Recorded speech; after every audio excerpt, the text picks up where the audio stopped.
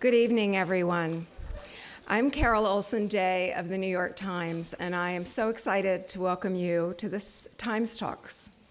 We're live here in New York at the Times Center, and we're live around the world on the web. And tonight, we are thrilled to have as our guests two of today's most compelling collaborators in film. One is an international award-winning director and writer with a distinguished body of work that has won him worldwide critical acclaim and a reputation as the very best in his craft. His industry has awarded him some of its highest honors, including the Cannes Film Festival Lifetime Achievement Award. Our other guest is a celebrated actor who's undeniably one of the most popular performers of today's film industry. I know you know his movies. And tonight we're going to hear about something new. Our two guests' compelling film, Cosmopolis, which was an official selection at the Cannes Film Festival this year and which opens in New York this Friday, August 17th. You'll hear much more about them and about Cosmopolis from our interviewer. Every Monday, his New York Times Media Equation column is must-reading for everyone concerned with how media intersects with society, culture, and business. He also writes extensively about film, television, and books for the arts section of the Times. And he's the author of the amazingly honest and fascinating memoir, The Night of the Gun. So please join me in welcoming New York Times media columnist David Carr and our very special guests, David Cronenberg and Robert Pattinson.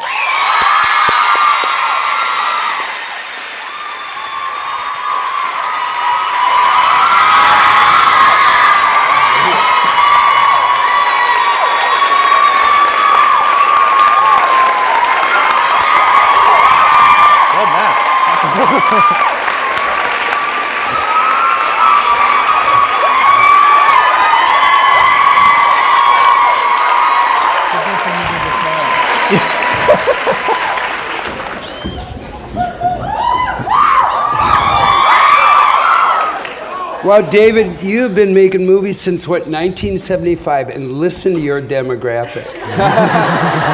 It's incredible. I know, thank you Just all. a tribute to years.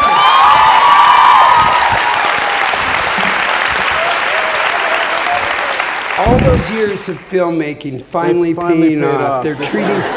You have to get to be almost 70 before it works. You started making movies when there were the Beatles, and now they're treating you like the Beatles. Yeah, well, I Who's have your a little friend, help anyway? from my friends. Yeah. Yeah. I'm thrilled to have you both here. I guess that's widely shared in this audience. I noticed when we walked in.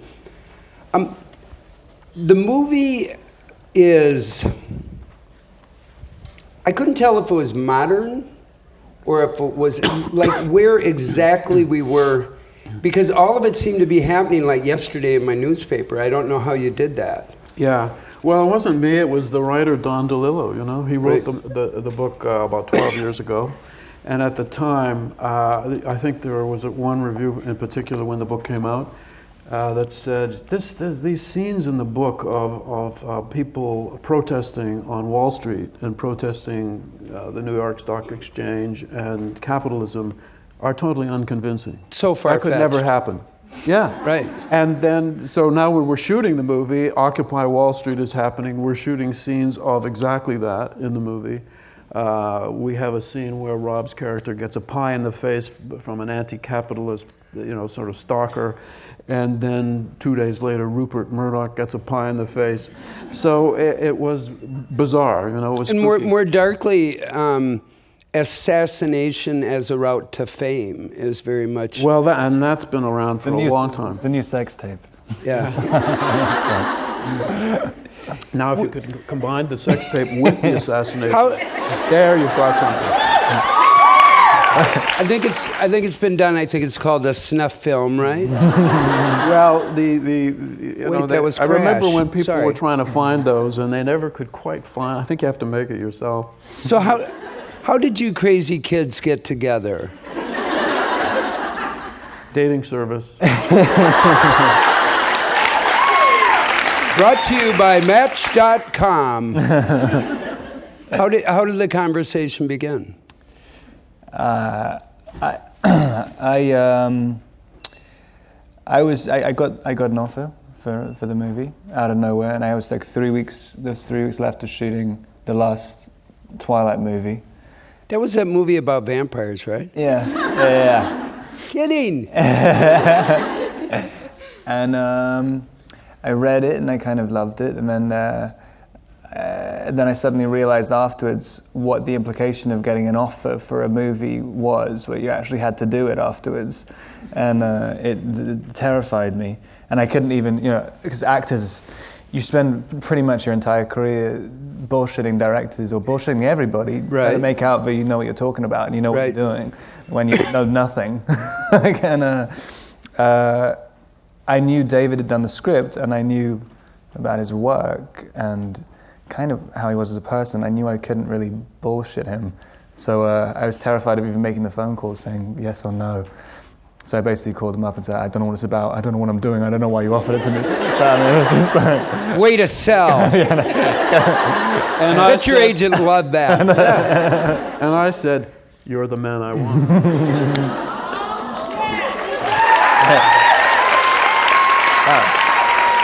Now, receptive audience. in return to getting a yes out of him, it looked like you locked him in a car for about, I don't know, a month or so. I think there are a lot of people in this audience who wouldn't mind doing that. I got there first, sorry. But of course, it wasn't a real car. It was a kind of Lego modular, 24 pieces come apart. You can split it sideways and lengthwise, and the top comes off. And it was a lot of fun. I mean, that aspect of it was a lot of fun, and I really liked... Well, shooting it, but I mean, you're trapped in that seat. Yeah, but I mean, eventually you kind of... The thing, I think James Gandolfini was saying, like, if he would try and make every scene, try and figure out a way to sit down in it. Like, it's a really good tip as an actor. Everything becomes easier as soon as you sit down in a seat.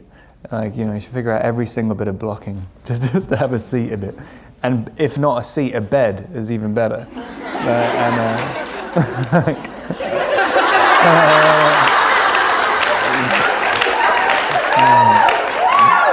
Those are words to live by. Yeah. So, you should see his horizontal work.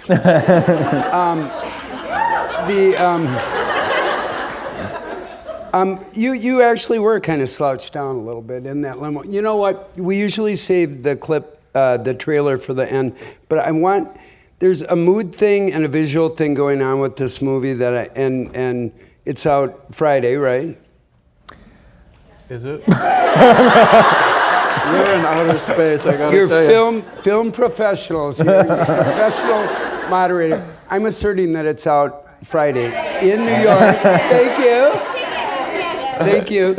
There's a mood thing and there's a look thing, like there is to all of David's film. And I just thought if we ran the trailer at the top, we'd be able to put that across without me trying to do a heck of a lot of explaining. So can we run that trailer?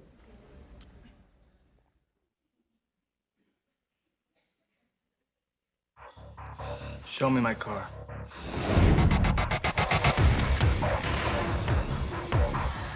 Any special reason we're in the car instead of the office? What makes you think we're in the car instead of the office? What do you do exactly? I think you acquire information and turn it into something stupendous and awful. It's the glow of cyber capital. So radiant and seductive. Do you ever get the feeling that you don't know what's going on? Something will happen soon. The situation isn't stable. I know. I'm losing money by the ton. Hundreds of millions. There is someone who's prepared to kill you. My personal fortune is in ruins, and there's been a credible threat on my life. Makes me feel free in a way I've never known. Free to do what? People eat and sleep in the shadow of what we do. This is a protest against the future. The urge to destroy is a creative urge. It's interesting to be near a man somebody wants to kill. I'm looking for more. Stun me to my DNA. Show me something I don't know. I thought you were some kind of big shot. Destroyed people in the blink of an eye. You're a dangerous person. Your whole waking life is a self-contradiction. We still want what we want.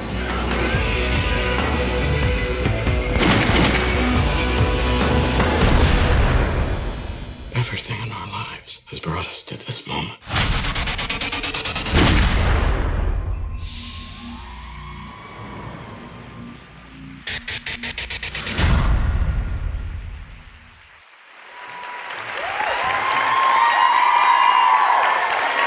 Right.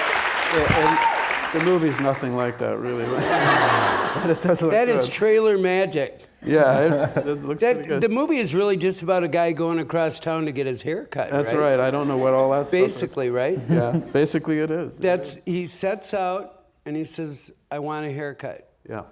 He That doesn't really motivates look the like whole- he needs one, but he. Well, no, but in fact, yeah, in the movie he actually doesn't need one, and you find out why he needs to go to that barber shop. It's not really the haircut that's the matter. But we don't want to spoil the movie. So what?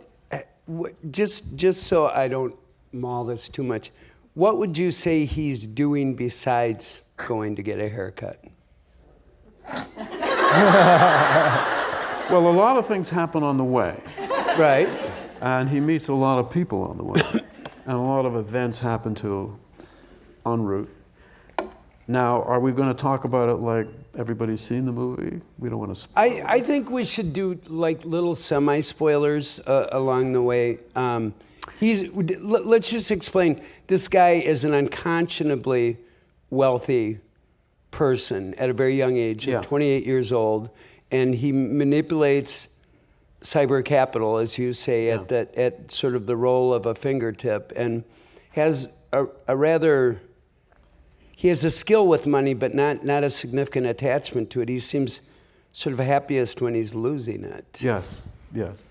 Well, the barber shop, as he explains, a barber shop is what? He says, it's calendars on the wall, it's pictures on the wall, it's mirrors, and it's the past. You know, we discover that it's the barber shop of his youth, when it was Right. the first place he ever got a haircut when he was a little kid.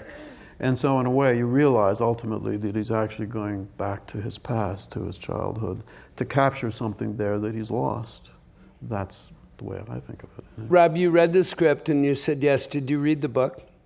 I hadn't read it before. I hadn't read any DeLillo before Right. I read the script. So the dialogue and everything, the style seemed kind of completely fresh, like almost to the point it was jarring, especially when I was reading a lot of scripts at the time, and suddenly something comes where it's very kind of poetic and musical, and there's not a lot of screenwriting that really concentrates on dialogue. It's not the most important thing. It's it's what one of your jobs as an actor is, to make it sound like real words, not Right. just, and to have something that's so highly stylized but also very engaging. It didn't seem like it was stylized without a point. Which I think is really difficult. Well, to do. the characters in this film, almost all of them, are saying very profound things. They are. And it's difficult. I mean, there's a lot of it. I think the audience has to not try to absorb it and understand it all. It kind of washes over you. You've got to relax and let it wash over you, like a surf, like some kind of a strange surf. But if you see the movie again, or if you should ever read the script, the stuff is very profound. There's a lot of philosophy in the movie about capitalism and Well, the there future. is a character. I'm your chief of theory. Yes, that's right. That's right. And it's interesting to think that you might have a billionaire bond trader, money manipulator, who feels that one of the people he should have every day talking to him is basically a woman who's a philosopher, who's talking to him about the philosophy of money and capitalism and society and the future and all of that, and how they interrelate. And I can see that actually a really, hyper serious money person would want that, because all of that, though, for this character is just a way to make more money. It's not to enhance his life the way philosophy might be. It's not to give him some kind of peace in his life. It's just to sort of figure out how, okay, knowing this about the future, where the world is going, I can now anticipate the markets and make some more money. He's always sort of looking for a corner, for insurance. I mean, this is a guy that gets a doctor's checkup every single day. Yes, he does. And I just want to say that there is a scene that involves a prostate exam with Rob. So, you might want to see the movie. The thing is, it's long and slow, too. As a prostate exam should be. Well, you're the connoisseur. But so rarely is. Rob said he had no idea until after we shot the scene that most prostate exams take about 10 seconds. Right. His takes 6 minutes. And he's holding a conversation with somebody whose face is like this far away. That is true. You know what? When we talk about the chief of theory and all these profound things, I want to make sure that people don't misunderstand and see this film as homework, as some people have. It's pretty funny. It's extremely funny. It's presented in such a kind of dry way that half the time people have no idea if they're supposed to laugh or not. But it is funny, and Don DeLillo's writing in general is very funny. It's comic writing of a very strange kind. I think we have a clip that demonstrates a little bit of the kind of humor that's at work here. You'll be unsurprised to learn it's a little on the dark and dry side from David Cronenberg. Who would have expected that? So how many billions together do you two represent? She's a poet. Is that what she is? I thought she was a Schifrin. A little of both.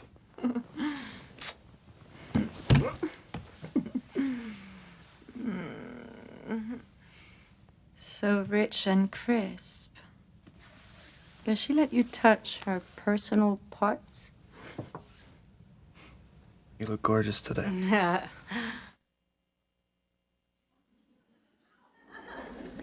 Everyone uses that clip as the comedy clip. That's what happened. Why? Rob, I think I screwed up the order. Yeah, you did. A nice guest might not have pointed that out. Thanks, I could have bro. told you. Rob is not nice. It was weird. Okay. I did a Good Morning America this morning, and the whole crew was hysterically laughing at that clip. I was just like, what? I mean, uncontrollable laughter. Totally out of context. I was like, wow, Good Morning America is the target audience for the clip. You gotta get them before they've had too much coffee. There's a thing with cars in this movie and other movies. You have a rather significant relation with technology, and this car is rigged. It's sort of, you feel like that car could land on the moon if it needed to. It's just jam-packed with technology. So it's not just a car. No, correct. But it's realistic enough. I mean, you could make a car like this, definitely. But it does have a kind of space odyssey feel.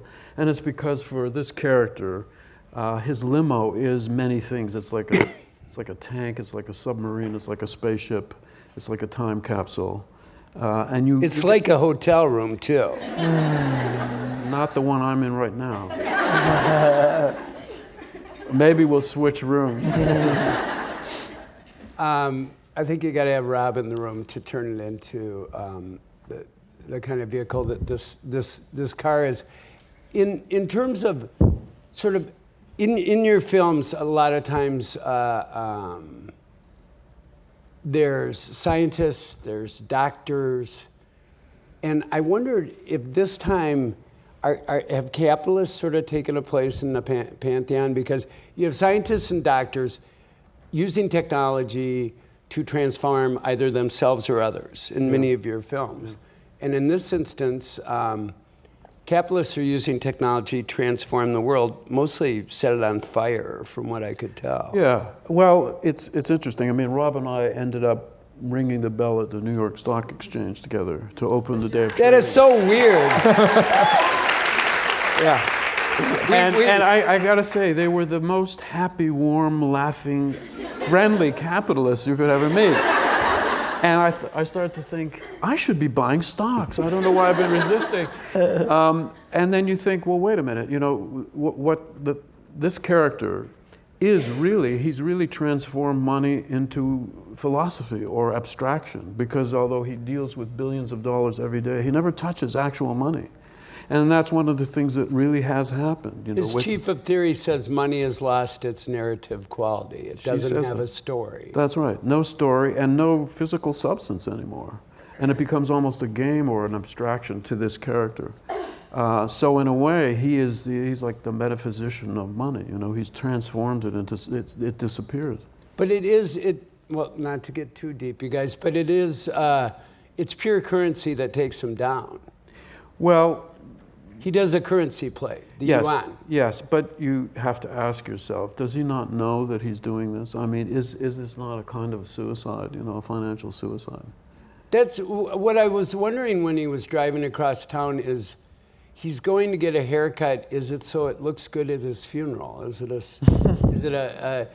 a suicide mission that he's on? Because he's sort of, he's madly having sex, madly drinking, madly burning big bonfires full of money. Is it so he can feel? Is it?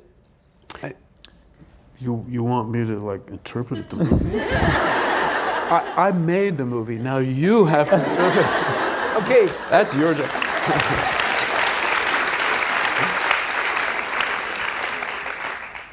I think he's absent in a way and unable to feel the consequence of any of his decisions. He gets married, but it isn't really a marriage. He makes money, but he never sees it.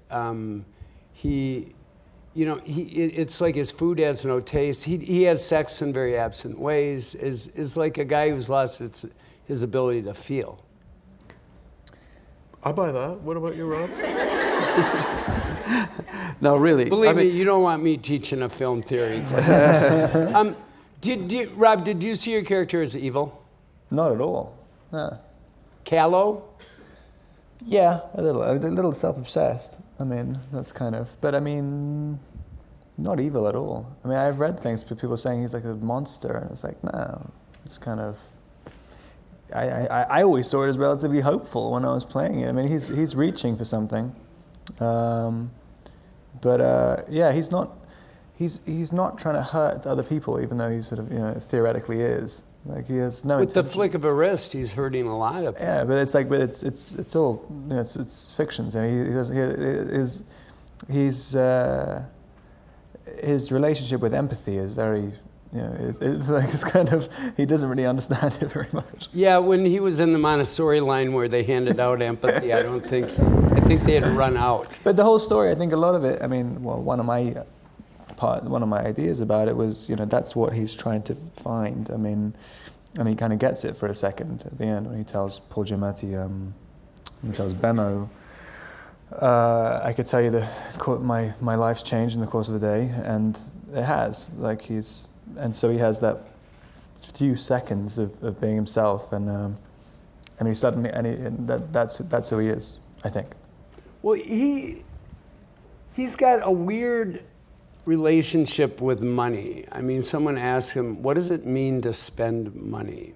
Now, I met you 4 years ago at the King of Prussia Mall in Pennsylvania. At the hot topic. Before Edward was you. And Don't confuse them. Don't confuse them. Just a sec. They're not the.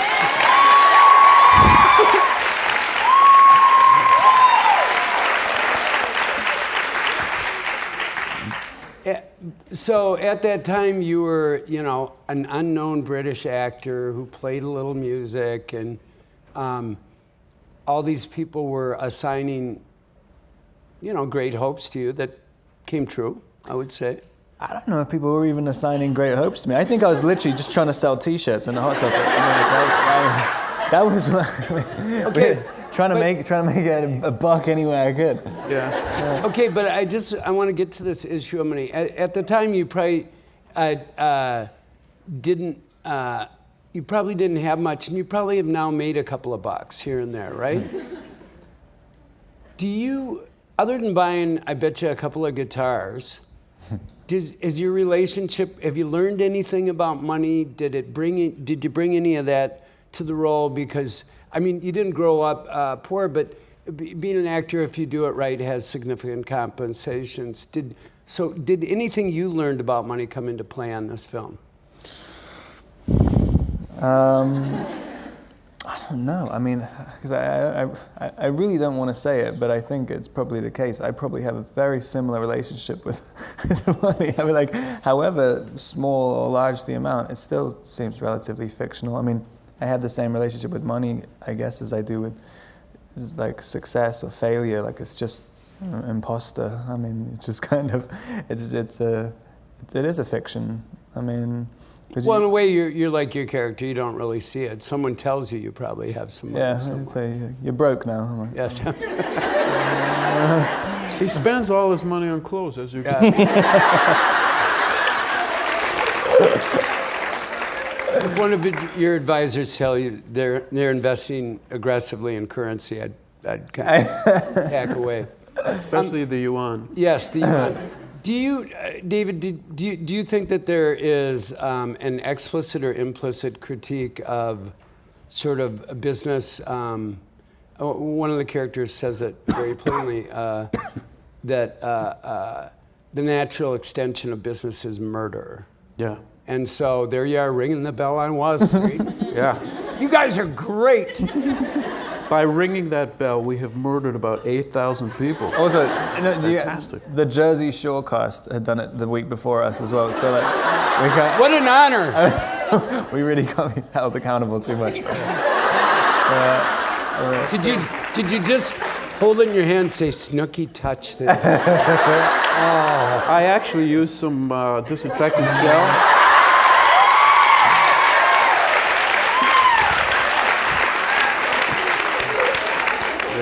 The button. That's kind of mean. Actually, I don't even know who she is. I know, I was about to say, you don't know who she is. I have no. But listen, Snooki is a round little ball of love. You got to watch out for those. That I do know. So you were asking me about. I was asking you about. No, I was asking you about I just murder. got Snooki just like lasered into my brain right now. Murder and capitalism. Murder and capitalism. It would seem to be a very overt, explicit critique of business and how it's done. Well, there's a lot of discussion about it. That doesn't mean that this character embodies all of that stuff, though. I mean, yeah, capitalism is very ruthless. Ultimately, it's like you want to crush everybody else, and you want to be the king, and you would rather have a monopoly. And if you make shoes, you want to be the only one who makes shoes, and you want to, destroy all your competitors. I mean, that is capitalism in its most basic form. And it's always underneath there. It's always underneath there. So in that sense, that line is very accurate. Of course, it's not the way the world really works, and it's not the way people work, because everything is much more complex and confused and so on. But so all of those little aphorisms in the movie are really, they're accurate as far as they go, and they're interesting and they're provocative. But this character is sort of beyond capitalism at this point. I mean, for him, it's all become so abstract and disconnected. When he goes out for dinner with his wife, he said, "This is how people talk, right?" And she says, "How would I know?" because she's just like him. She is also an arch capitalist. You see, she's also a woman who comes. They're weird kind of doppelgangers of each other. That's right. When they get together. I'm only guessing here, but I think we have a scene of them both. Is this a funny scene or a dark scene? I'm not characterizing, not guessing. I'm just saying the husband and wife will be in this clip. Okay.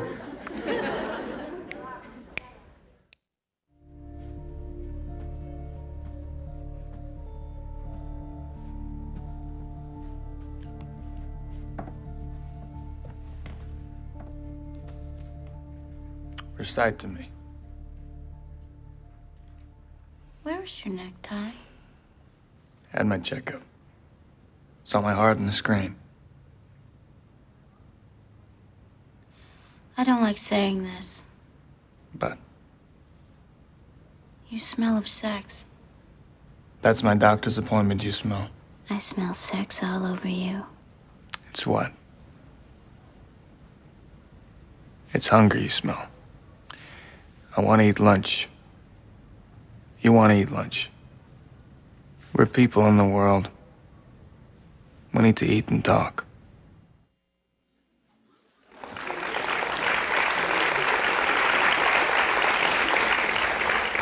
So there you see a guy who is observing himself and trying to imagine himself as a human being. Right. In society, interacting with people, even though he really can't do it, you know? Yeah, people eat lunch. Yeah. Really? Yeah. Wow, let's give that a whirl. Exactly right. Exactly right. Well, and that's what's wonderful about the dialogue, and I must say the performances, because it makes it very clear ultimately that he is, by the end of this day, this trip across Manhattan, he is dismantling himself so that he can reassemble himself as a real human being. And part of how he tries to do that, first of all, is to go to this barber and connect with his past, because this barber used to cut his father's hair, cut his hair. He's an old guy, not a very good barber. And we did let him really cut Rob's hair, and that was a lot of fun. The scars are still here, but and that doesn't work, and so he has to do something even more extreme, you know, to, as you say, to make himself feel, to reassemble himself. And we don't want to give away all of that, but I think really it's a really complicated movie. There's no way that we're going to screw up every plot. Besides, you will forget all this 10 minutes. We've got this little sort of universal Men in Black thing on the way out of here where it just scans you. All you remember is that David and Rob were really nice. Nothing said.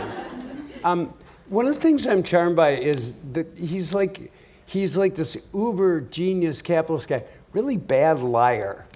Yeah. And it's interesting. Is he trying, or is he? What's he a bad liar about? Sex. About sex. It's my doctor's appointment. It's like there's another. Because his wife arbitrary. is always saying this to him. She's saying, somehow you smell of sex. I sense sex on you. And of course she's right, because he's been messing around. And he says, it's not the sex that I've had that you smell. It's the sex I want. It's just.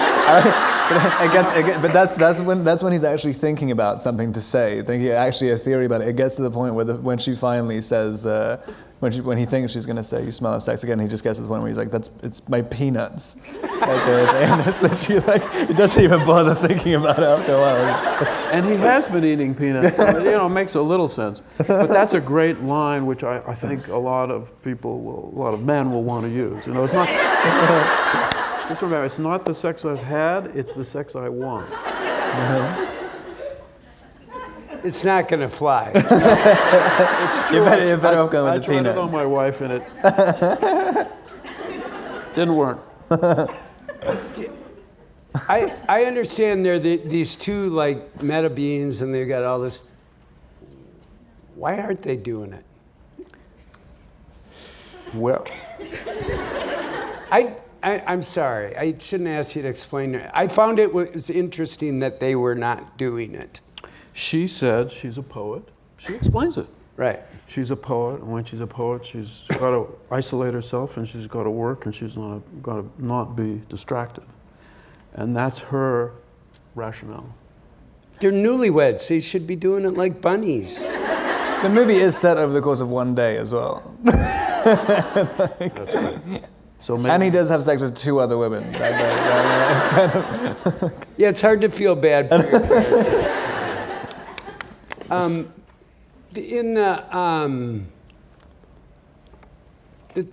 Part of what goes on in the film is it seems as if the broader culture.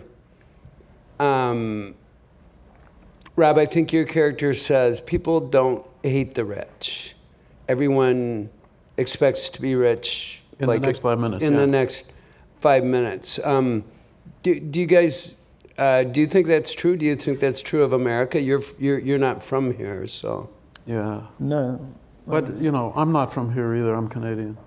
But I'm just across the border, if you want to visit. So yeah, I think there's some truth in that. One of the things about England and Britain is the class structure.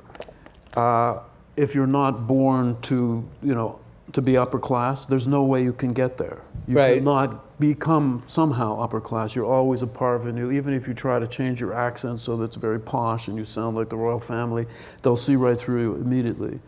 Whereas, of course, in America, I saw through him. Actually, it's funny because Paul Giamatti didn't know that he was British, and he said to me, "Why is this guy putting on this fake British accent? It's kind of freaking me out." And We've all experienced a young actor who's gotten a little bit of success and suddenly they talk like a Brit. There's something mid-Atlantic about how they talk, and it's like, dude, you're from Wichita. What are you doing? Yeah. So mid-Atlantic, Midwest, But in the So to answer your question finally, yeah, I think it's true that everybody in America thinks that if things just went right, they could become rich. And therefore it's difficult to hate the rich because what if you become that, Are you going to hate yourself? Whereas, as I say, if it's upper class and you're not upper class in England, you can just absolutely hate them because you're never going to be one of them. Right, but in the movie, that sort of seance or that implicit contract seems to have broken down. Like there's a disturbance in the field, and people don't believe it anymore. I mean, halfway across town, the limo sort of gets smashed by a giant rat. Yeah. Well, but it's interesting. I mean, now the protesters and the rioters in the movie are not exactly Occupy Wall Street. They were written and conceived before that movement, but it has been pointed out that the sort of 99%ers want to be 1%ers. It's not like they're anti-capitalist. They're not communists who think capitalism is a bad thing. They just want more of it for themselves. So they're not. I think that's a complete misinterpretation of the gesture of the movement. Yeah. Well, that's good. But I mean that has been posited. That you spread more of the wealth around so that we have some more of it. I guess is that wrong? Part of what this is a movie where it's hard to know who to root for. Okay? Well, I was talking about the real Occupy Wall Street movement. In the movie, it's a different thing. Right. There's a quote from Marx on the screen, or an allusion to Marx. Whereas I don't think you're going to get quotes from Karl Marx's Communist Manifesto from the Occupy Wall Streeters. Well, there are people that argue they should have articulated a little more specifics, but in this film, sort of things have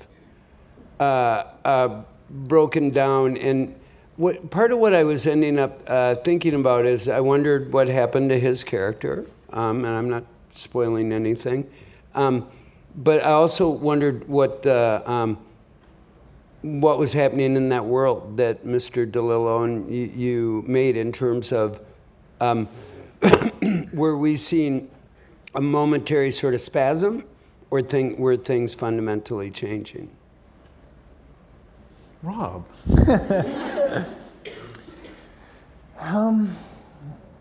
In the world of it, it's weird because I mean I've always just thought it was just it's a character study. I mean that's why I think I don't know if this is why you were going there, but I mean some of the scenes weren't even in the car when I signed. There's about 80% of the scenes in the limousine when I first signed on, and Dave was putting more and more and more of them in there, and I think it is because like I think he bears no real relationship, his story with the financial market. I didn't do a single shred of research. I didn't study any traders. There was nothing. I was looking at sociopaths.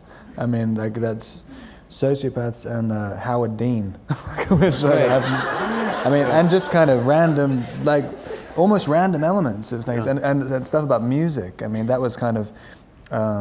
I was listening to like John Cage and things. I mean, it's like just trying to, I don't know, so find someone who it's more about rebirth than the world. I mean, he doesn't want to be part of the world. I think the world is exactly the same. Like he's living totally independently to it. Yeah. And is desperate to live independent to it. That's why one of the reasons why I thought it was quite hopeful, because like he does in a funny sort of way want to change the world, and.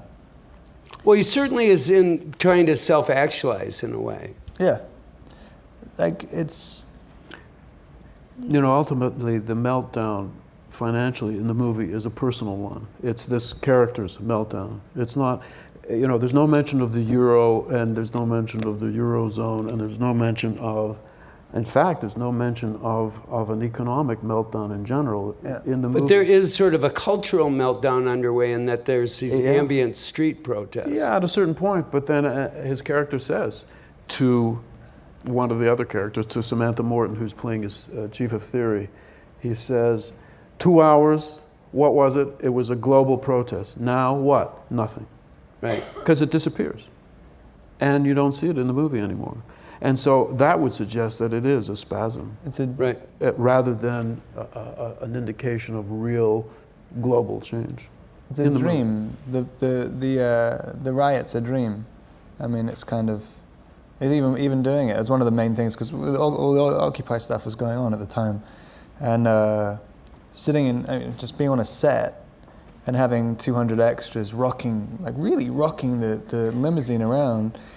And we're doing a scene. I mean, you do one take and it's kind of frightening, and then afterwards you just you do the fourth, fifth take and you don't even notice it. Like you're just playing the scene. Well, and I mean that's the way you guys played it in the movie. Is the characters are not engaged in the fact that their limo is sort of under attack, and they're like, "Oh, would you like another cocktail?" Then it's just like they keep. Well, I mean, they're noticing it, but they're sort of discussing it as though it's an abstract thought rather than. Well, his character is amused by it. I mean, a woman comes up with the big old rat at the window, and he just kind of smiles. She just had a funny face. I just liked her face. That was just that was an instinctive reaction. That was actually the one scene that's not part of my performance. That wasn't contrived at all. I thought you were looking at her sort of glowy. But just to, we'll show another clip in a minute. But just to dive into the politics for a minute, do you think the American capitalist system is out of whack? Well, I wouldn't say just the American system. Okay, do you think the global? Yeah, I think it is. I think it definitely is. I mean, but what do I know? I don't even own any stocks, as I've said. But no, yeah, I think it definitely is. I think the whole idea, the Fukuyama book, End of History, right? Like basically American capitalism is where the world has been going and evolving to, like Darwin is evolving to this high point. Well, that's a misunderstanding of Darwin, because Darwin never supposed that evolution was taking you to higher point. That actually was a religious concept, that man, we start as animals, but ultimately we will evolve into angels. But evolution isn't taking you to a higher place, it's just taking you to a different, more diversified place. That's all. And so I don't want to get too, but it's the philosophy of Hegel was... I knew we'd get to Hegel. I won't haggle with Hegel, but his idea, this is a German philosopher, he thought that man was evolving and society itself was evolving almost like a creature to become more and more sophisticated, more refined, and getting to a higher and higher point. And used history as saying that there was a purpose to history, there was an end point of history that we were heading for. And so you have the American sort of philosopher Fukuyama saying, yeah, the end of history is us. We're the high point. And that was before 2008, and suddenly you could see what was wrong with capitalism. You know, the whole idea that, no, it doesn't need to be regulated because it'll just take care of itself, it'll be perfect, it'll be beautiful. You know, human beings don't work that way, you know? It's like communism, as someone said, great theory, wrong species. Meaning human beings cannot do this. You know, it sounds great, but really because of the way people are, so complex, so competitive, so, you know, in some ways so malicious, sometimes dark, sometimes funny, like those clips. They are too tricky, you know, for this perfect way of arranging society to work. So I think, I think that the way the gears have gone off in capitalism, honestly, any observer of human nature could see that coming a mile away. But I guess people want to delude themselves to think, you know, what's working so well for them, and they're making a lot of money and feeling very powerful, masters of the universe, all that kind of stuff.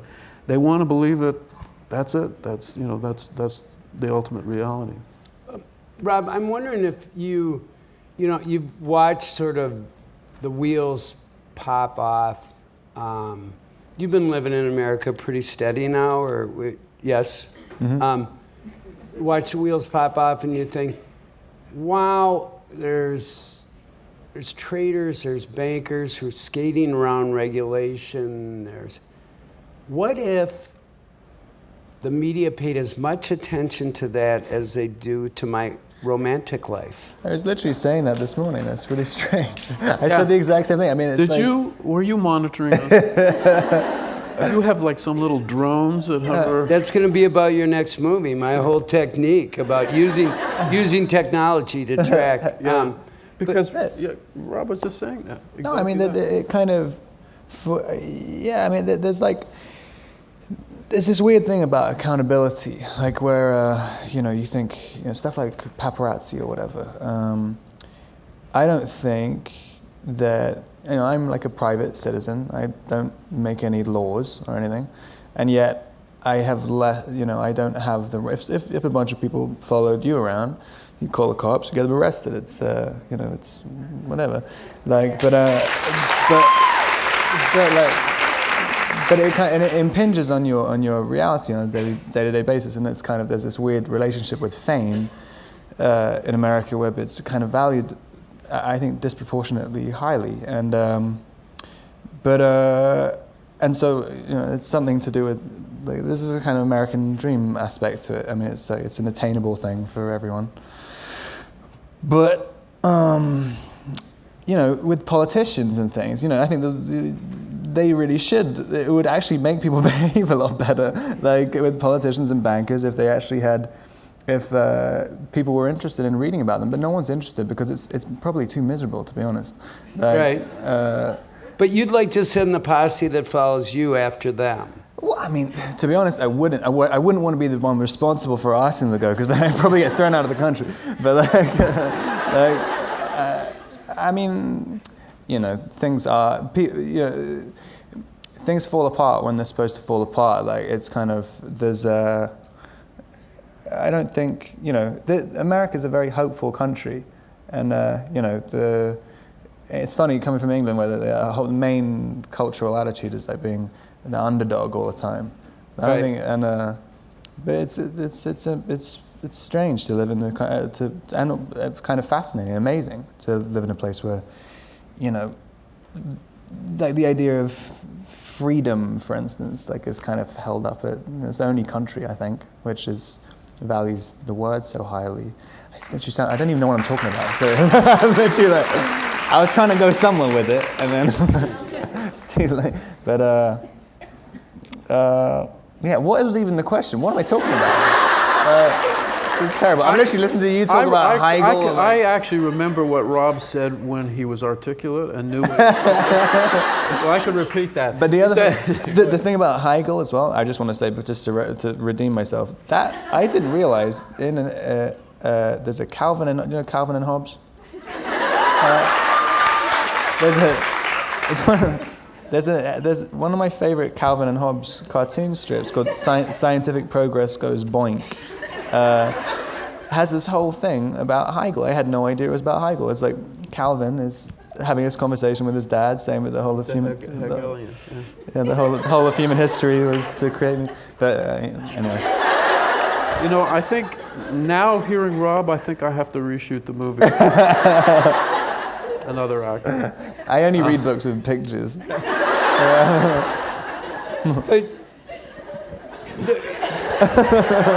It's okay. We could CG in another guy. It's possible now. But I just want to go back because I can you were famous before you were famous, and so you had acted in some significant London theater, and all right, you had gotten some crappy parts that nobody ever heard of. You had really not a great modeling career. You were too much of a manly man for the modeling business. But too manly and too girly at the same time. Just tough to pull off, but you're the guy. And you can't even do the androgynous look when you got like a pot belly as well. It doesn't work. You just basically, you should never have entered the industry. But there's this whole, without getting into spoilers, there's this whole thing about a guy who's at the end of the movie, you know, just when you think it's safe to kind of calm down and watch the movie, Paul Giamatti just comes in, whoa, like this. And it's remarkable. And it's, you know, you guys do a great thing. You talk for, you know, a long time. 22 minutes. All right. Now you're spoiling. They won't be looking at their watches, trust me. It is. We're gonna see a clip of it at the end, but it's remarkable. But that guy is organizing himself in relation to someone else's fame. Mm-hmm. And so what is it about America and fame? I mean, you've been at the heart of it. I think it's because America really wants to have a royal family. And you do? Yeah. I mean, it's like, because that's really what it is. But it's like, you know, you want to have a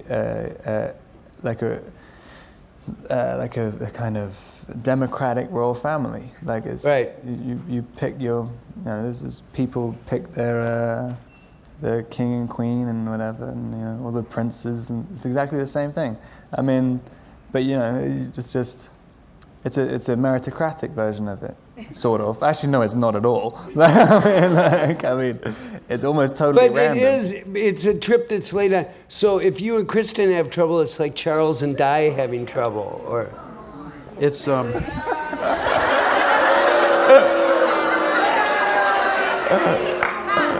I think this would lead to what? I wasn't really going there, just so you know. I wouldn't go that far. Okay. No, let's stop at Princess Snooki. It would be Princess Snooki. That's a different kind of American royalty. Yeah. In your movies like Scanners, it's like Mind Control or Bug. There's a guy transforming from within. This guy is also in a metamorphosis, but is the change coming from within him or from without him? You know what I mean? I think both. I don't think you can. I don't think you can separate. Is he bored? I don't think he's bored. No. He's he's ferociously absorbing everything to the point where like he just reaches the end of his capacity to absorb, and I think. You know, he's very acquisitive. He wants things. You know, I don't think he's. Oh yeah. He wants to buy like all the Rothkos are everywhere. And the chapel. And he can't really answer why. Yeah, but I can. Please. Well, He, you does- know, he, Rothko. he also kind of answers why as well. But go ahead. Why don't you go ahead? No, I mean, because he has to own it. Because that's, you know. And the thing is, what is it? You know, he sees in Rothko paintings a kind of serenity and a kind of peace. And in fact, they happen to be in a chapel, so there's even a religious thing. There's a collection of Rothkos in this chapel in Texas. And he wants to buy the whole chapel, not just with the paintings. And why would, you know, the suggestion is that he's trying to buy that peace, that serenity, that spirituality, that the only way he knows to achieve that, though, is to buy it. That's how he does. That's how he gets stuff.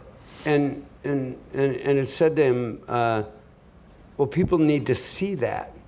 And he responds immediately, well, let them buy it then. Yeah. That's right. So I mean, there's things about this guy not very likable, but you still end up liking him, probably because you play him.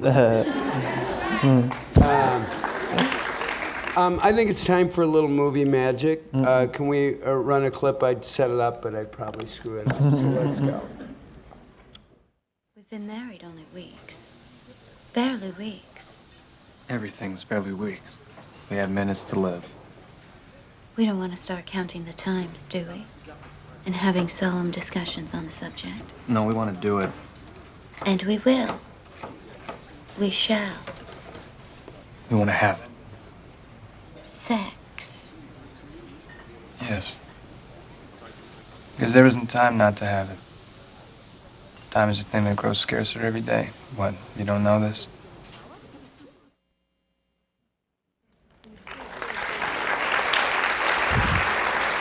It's a very difficult movie to watch out of sequence.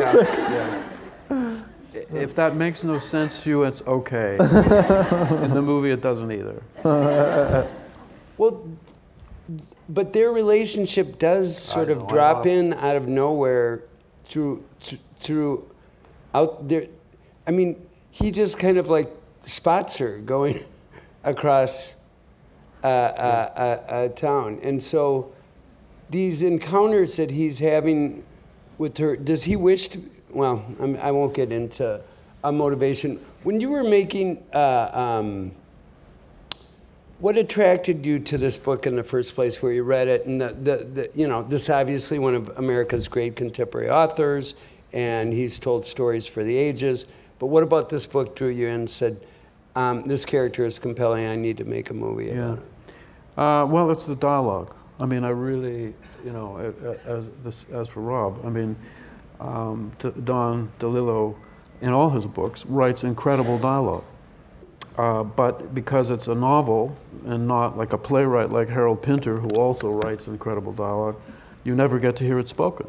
And I thought, I would really love to hear some wonderful actors speaking this dialogue. I think it would be fantastic, and I think it would, you know, conjure up all kinds of interesting things to get it off the page, where it's working very well. But I mean, it would be great to see it animated and embodied by actors who are speaking it. And I want to hear the voice of this guy, Eric Packer, and I want to hear the voice of Elise, who is his wife.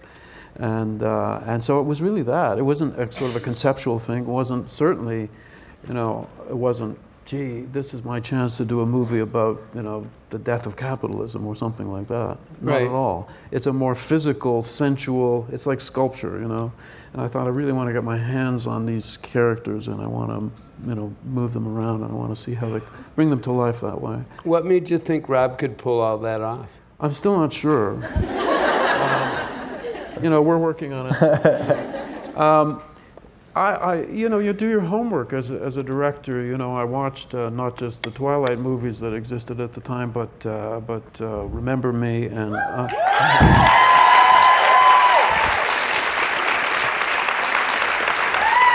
And a movie you might not have seen called Little Ashes.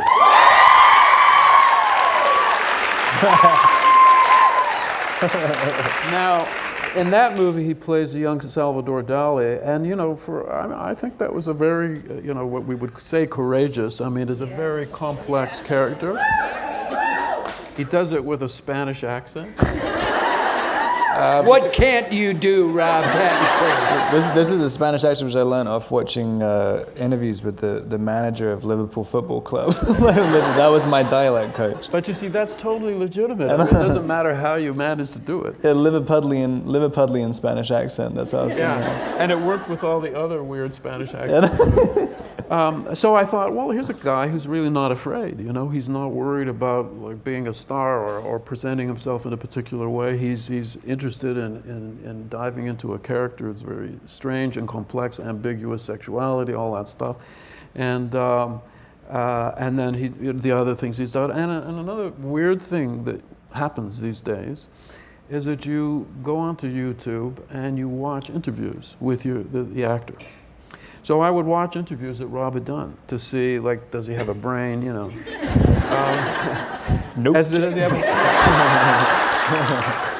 Does he have a sense of humor, you know? Does he have a good sense of humor about himself and so on? But it gives you an idea of what you might be dealing with the actor on the set. In the old days, you go meet the actor, hang out, and you know, maybe just after 10 minutes you decide this guy's horrible, I don't want to work with him.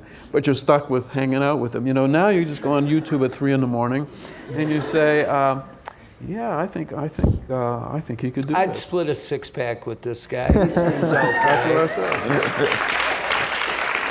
said. He would take 5, I would take 1. And then after that, it's just a movie magic. You know, it's intuition. I mean, there's no rule book that can guide you with casting, and it's a hugely important part of directing that is invisible and most people don't know about it. But if you cast your movie wrong, you've destroyed it. You know, and in particular, like Rob is in every single scene of this movie, every one. Now, even in like a big Tom Cruise movie, Tom is never in every single scene, but Rob is in every single scene. So if you get an actor for that role who is not particularly watchable or whose charisma only goes so far and then you get bored with him, that's going to kill your movie. So did he have charisma?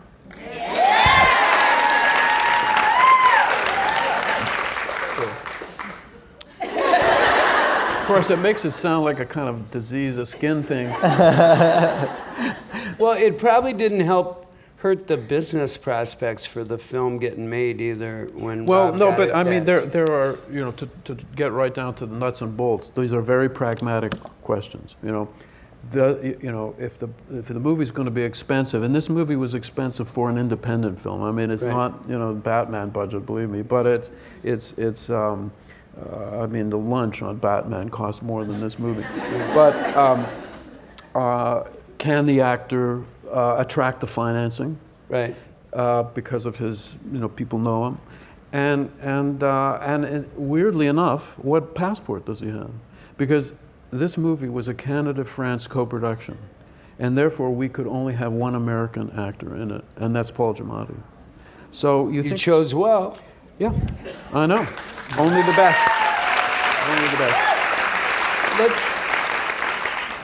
Giamatti doesn't show up until fairly deep in the movie. You get a little glimpse early, and I loved that you just play peekaboo with him a little bit. But when he shows up, he really shows up. We have a clip of Paul Giamatti that I'd love to share with you. You are foully and berserkly rich. Don't tell me about your charities. I have no charities. I know this. You don't resent the rich. That's not your sensibility. What's my sensibility? Confusion. This is why you're unemployable. Why? Because you want to kill people. That's not why I'm unemployable. Then why? Because I stink. Smell me. Smell me. Even when you self-destruct, you have to fail more, lose more, die more than others, stink more than others.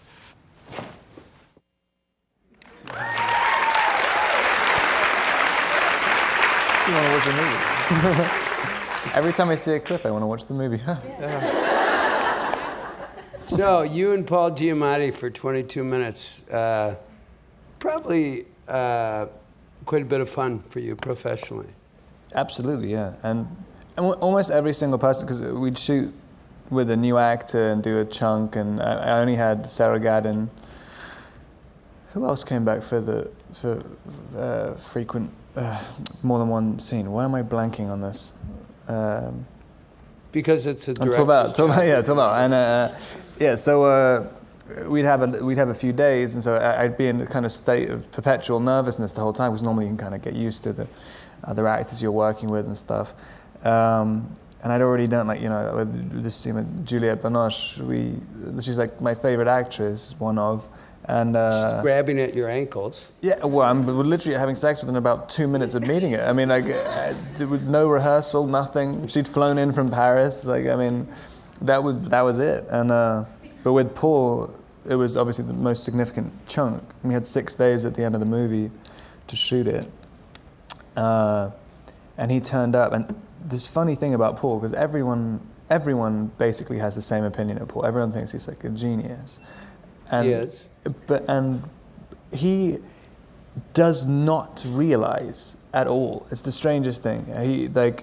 It's like he's never acted before, and it's not even vaguely fake humility. I mean, he doesn't even know what he's done, and so he turns up and he's absolutely petrified to do this scene, saying exactly the same stuff I was saying at the beginning. Saying like, I don't understand what it's about. Like, what, you know, I don't know. I have no idea how to do it.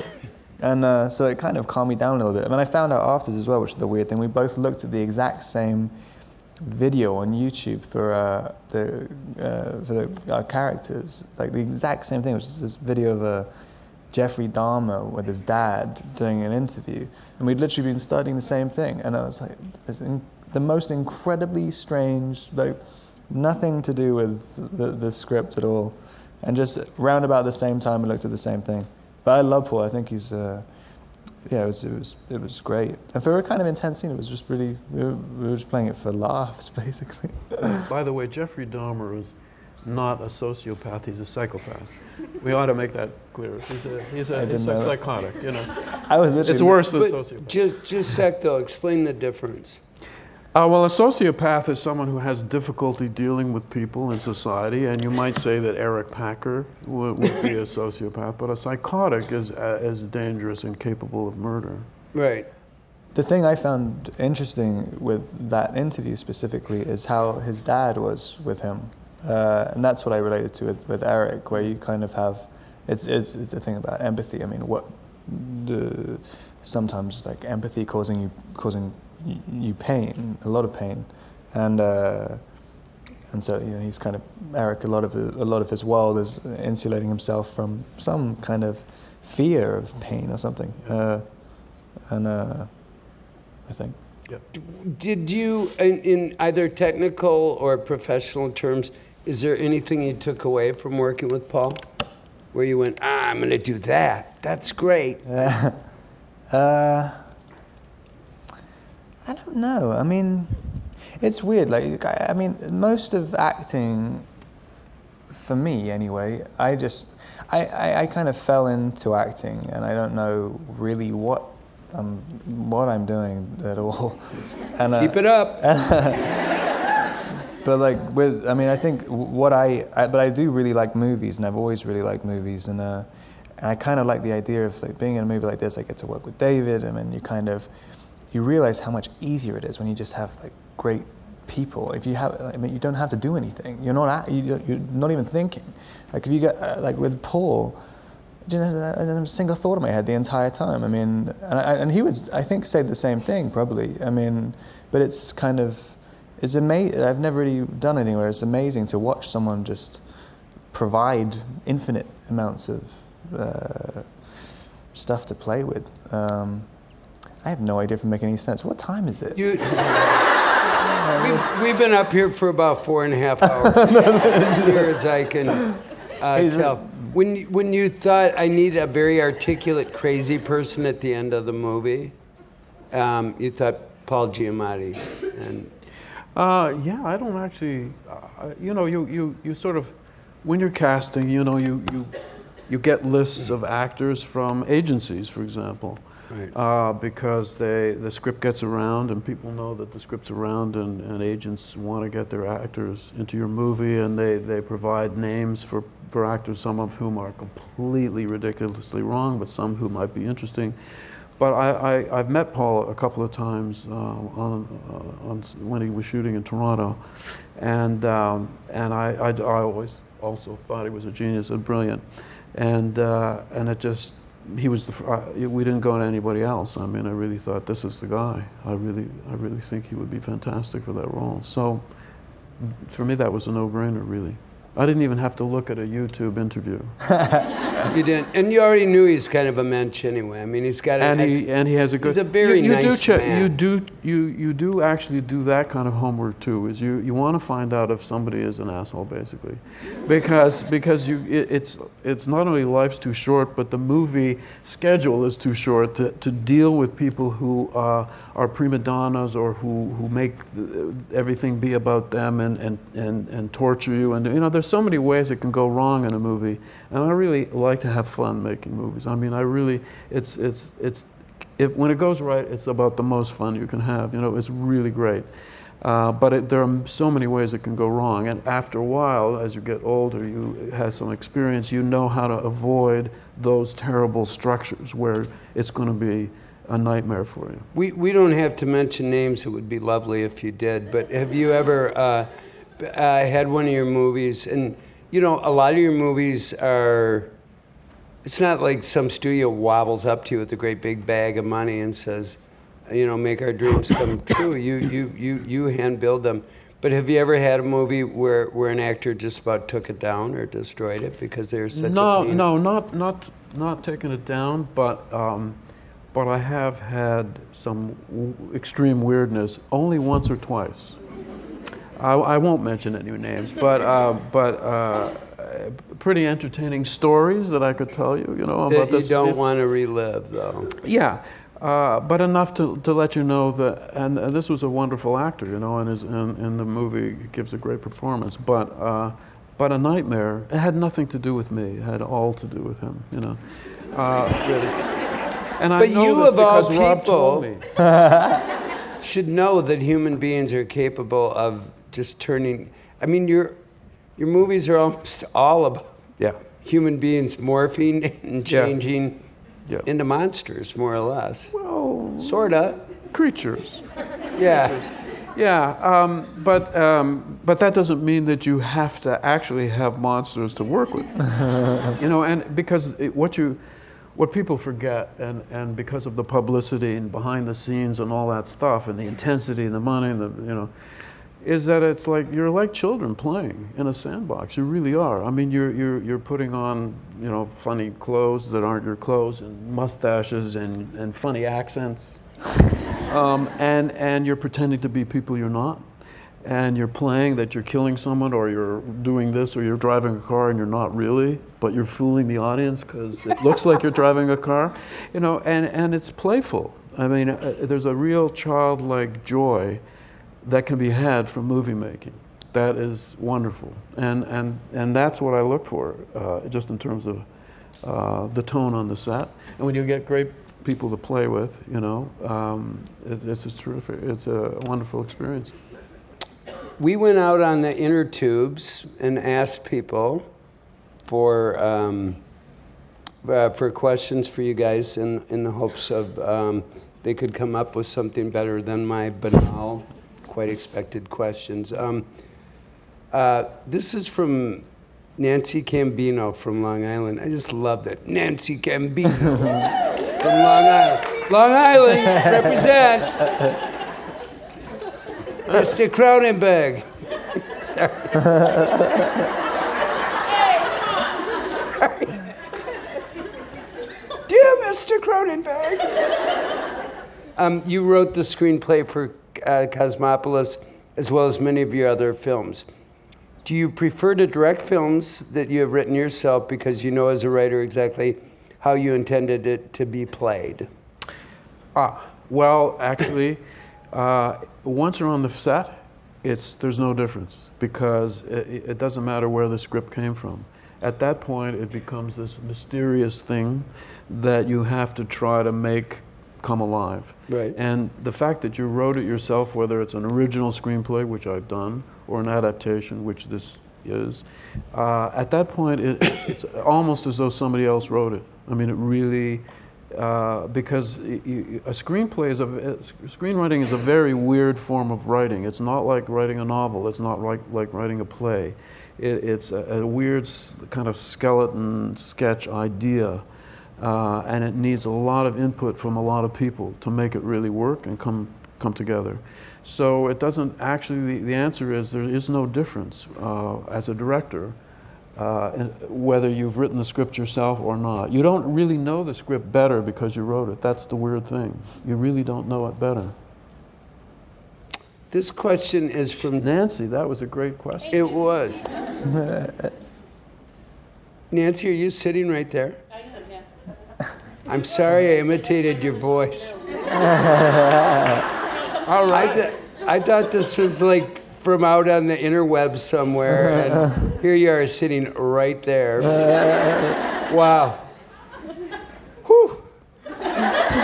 Just a sec. Is Jen Fraley from New Hampshire here?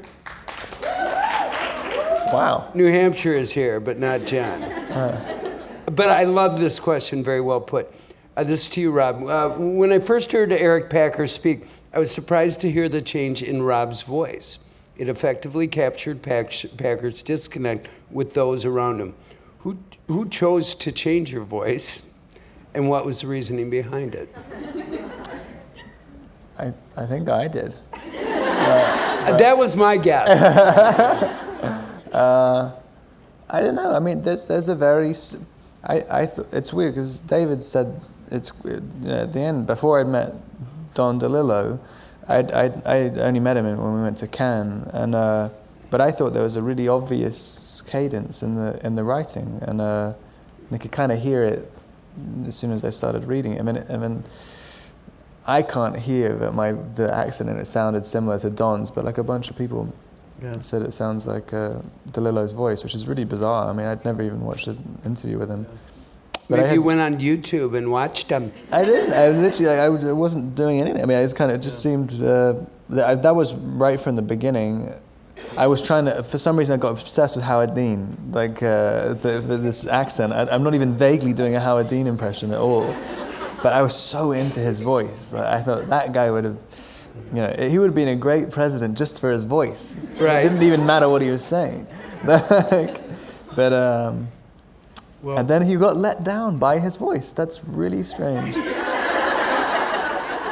Fortunately, Eric Packer did not get let down by his voice. No, he did not. But I think in a weird way you could say that it was Don DeLillo who chose that voice for Rob because of the way he wrote his dialogue, which I've transcribed very faithfully in the script. I mean, in a way, the dialogue determines the voice. When you're working with an instrument as good as this one, that's correct. True.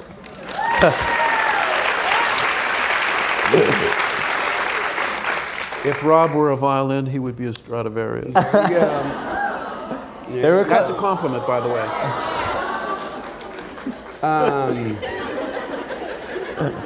Can't go wrong in this crowd with complimenting Rob Pack.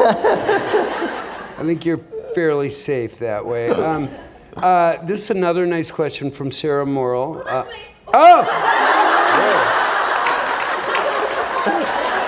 Whoa! The only people who've heard about this movie are in the room. Okay. Whoa. Just getting a tiny bit of a feeling what it's like to be you, Rob. Whoa. The energy. Our friend Sarah, our buddy. Oh, yeah. thanks a lot. There you go. Represent. Do you feel, you can pull me up if I get this wrong, Sarah. Do you feel any differently about limousines after spending so much time filming in one? What an excellent question. I've always liked limousines, to be honest. Are you a town car or a limo guy? I mean, if you could have a limo every time, I would always take the limo, to be honest. You would? Yeah, I mean, it's kind of, I think that's one of the nicest ways to travel. I always go down to Comic-Con in a limo. It's like the only time I ever get to use one. But it was great. You mean from LA to Las Vegas? Or? To San Diego, yeah. Okay. One of the greatest trips I've even... I went through the army base there once, Camp... Was it Pendleton? Yeah. And it was kind of just 80 miles of just tanks either side and helicopters and going down this Okay, but let's just talk about this for a sec. Town car, you're in a nice seat. The guy or the woman is sitting right there and driving you. Limo, you've got about 20 feet between you. What do you do with the 20 feet? I mean, you like it, but what's it good for, really? It's just it's like a Packerism. It's like it's just the fact that it's there. It's the right. It's worth it just to be. This I'm pretty sure Yasmin Alves from Brazil is not here. I was just in Sao Paulo, a great place, but you're not here, Yasmin. You're out there on the interwebs.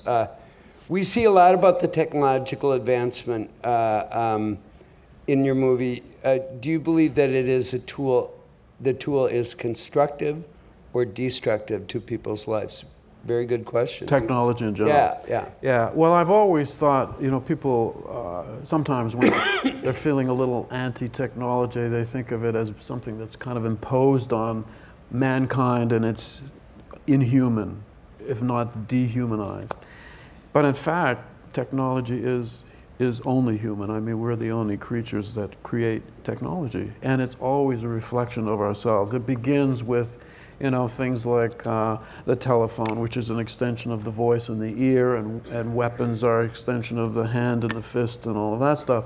And then it becomes more and more sort of abstracted, but it's always a reflection of humans, and therefore it has the same positive and negative aspects to it that humans have. It has incredible potential for destruction and for construction.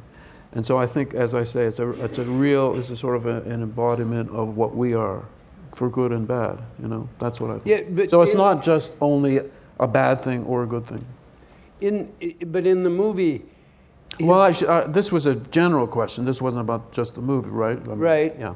But in this movie, his relationship, technology is a little transparent in that it's very much at the fingertips, and he almost is moving millions and billions sort of absently. That's right, with the brush of his fingers. With the brush of his finger. Yeah. And it's, as things become more and more friction-free, and our newspaper has written about this, the faster it goes, the more friction-free it goes, the worse it gets. Yeah, well, it depends what you're talking about because, I don't necessarily want to get into it, but you can now do blood tests with your iPhone, and have those tests transmitted over the net to a doctor who's hundreds of miles away. And so if you need that, that's not a bad thing. And it's not a bad thing that that's fast. So I don't think you can make a blanket statement about speed itself being bad. It also, technology alters us. That's us really altering us. But our metabolism is different now. I literally think that our brains are quite different than they were 1,000 years ago, or even 500 years ago. Twitter has turned mine to mushy pudding, basically. I could tell that, and I was kind of alluding to that. And it's only been in the last 10 minutes that your brain is gone. That's the other thing. It's a slow, progressive, but inexorable process. It has little spikes. Yeah. I love this question. It's from Karen Rapp from Pennsylvania. That's me. Wow. Let's give it up for Karen. I think she's lying. I think this is an imposter. You're going to like this question because we discussed it before. I cheated a little bit and we chatted. There's a lot of humor in the film. Yeah. Some people seem to get it and others seem to be afraid to laugh because it's so often dark. Do you find that was the same with the cast? With them not getting the humor? Did you have to remind me, hey, this is a little bit funny here, come on? No, I think the cast really were very much onto that, a very perky bunch of people, this cast. And I don't think, we were all very aware of it and playing with it on the set as well, you know. But not only funny. I mean, and the thing is that the actor's terror is an interesting thing. You know, the fear that you won't be good enough or that you can see that it could be good. Well, directors prey on that, basically. Right? We manipulate them any way we can, really. We'll use anything. But I mean, it's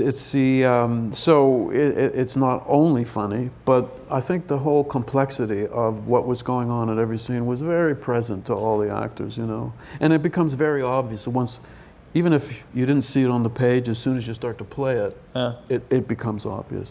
I found because I found it as soon as I read it, it was very, very obvious to me, and it was the kind of the terror of having to like prove yourself. You're like, I've definitely got to concentrate on the kind of the monologues, like I've got to, you know, the philosophical aspect of it. You kind of, you know, you're so scared of looking dumb, basically. Like when you figure, like that's what I was.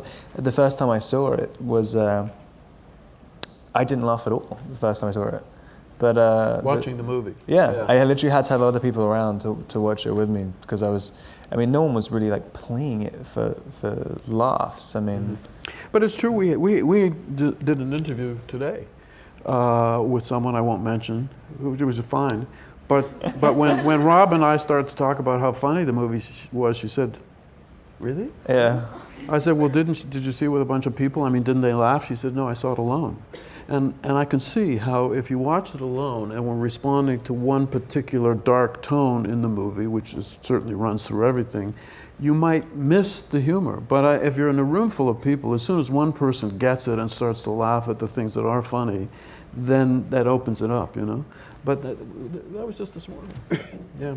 That's why I hate seeing movies with industry crowds, because you're cynical. You're like a loser if you laugh out loud. And to me, I want to be in the third row with a big bucket of popcorn, just laughing my buns off if something's funny, and not be sitting there with my pen. Was that truly funny? Is that ironic or funny? You know? I never watch movies with people like that. Yeah. This is a question for Rob from Mary Hubble. You can't. I thought you were all claiming it. The Hubble Space Center. Whoa. We usually don't do it this way, so I didn't get the hang of this, but I got it now. Good to see you, Mary. And I hope I do justice to your question. Eric Packer seems, this to you, Rob. Eric Packer seems almost diametrically opposed to who you are as a person. I wonder if that made playing the character easier or harder for you. I don't know. I mean, it's like, you know, you kind of, I don't think, I mean, you can't play, I guess you can play somebody else. You can't be somebody else, like in a movie. I mean, you kind of, I think every part, you know, if you're spending the majority of your time on a set, you're just bringing in stuff in your life, and you know what I liked about it was the words. I just wanted to say the words, but it's really just you.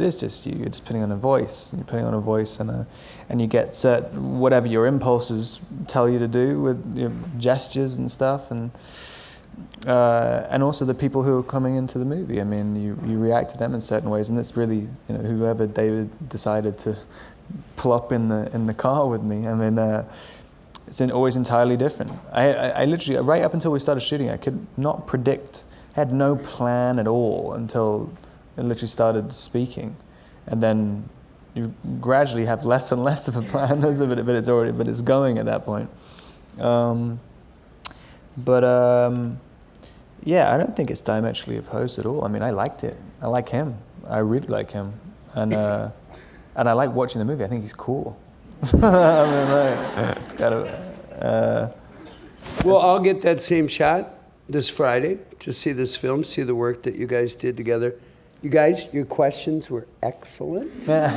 Just for the record, I think our guests did a great job.